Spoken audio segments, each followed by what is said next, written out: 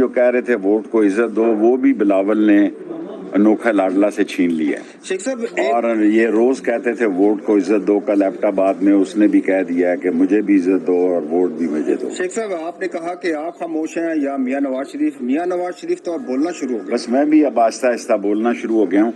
1 جنوری سے انشاءاللہ میں پاکستان کے تمام پریس کلبوں کا دورہ کر رہا ہوں، کیونکہ 15 دنوں کے اندر لسٹ آ جائے گی کہ میں کہاں کہاں مجھے کیسز میں ڈالا گیا ہے۔ اب پریس کلب میرے ضمانتی جو ہے وہ دیں گے، کیونکہ میں نے ساری زندگی میڈیا کے ساتھ گزاری ہے۔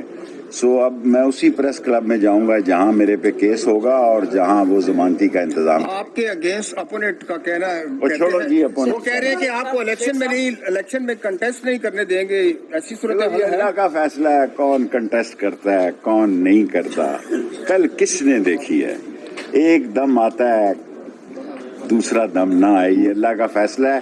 اگر الیکشن ہو رہے ہیں اور الیکشن تک میں باہر ہوں یا جیل میں بھی ہوں، میں نے 4 لوگوں کو اپنے اسٹامپ لکھ کر دے دیے ہیں، جس میں کھوسا صاحب بھی شامل ہیں، جس میں سردار رازق صاحب شامل ہیں، جس میں اعتزاز احسن شامل ہیں، جس میں راجہ صاحب اکرم صاحب کے بیٹے جو سلمان اکرم راجہ صاحب شامل ہیں اور سرجیل شامل ہیں۔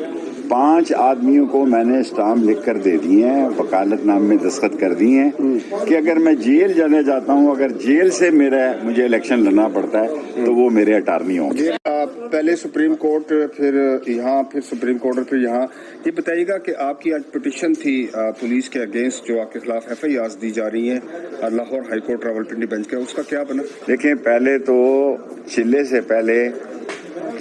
چلے سے 2 دن پہلے تک ہائی کورٹ میں جسٹس چودھری عبدالعزیز صاحب کی عدالت میں انہوں نے یہ بیان دیا تھا کہ ان پر کوئی کیس نہیں ہے۔ جب میں آیا ہوں تو 20 میں میری ابھی عبوری ضمانتیں ہیں، کل ATC کی عدالت میں فیصلہ ہوگا۔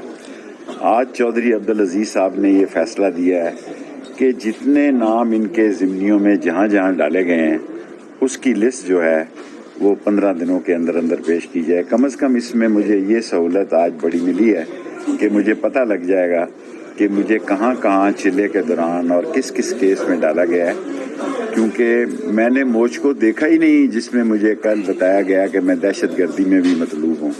جو شخص پیدائش سے لے کے اس عمر تک کسی شہر میں بھی نہیں گیا، اس پر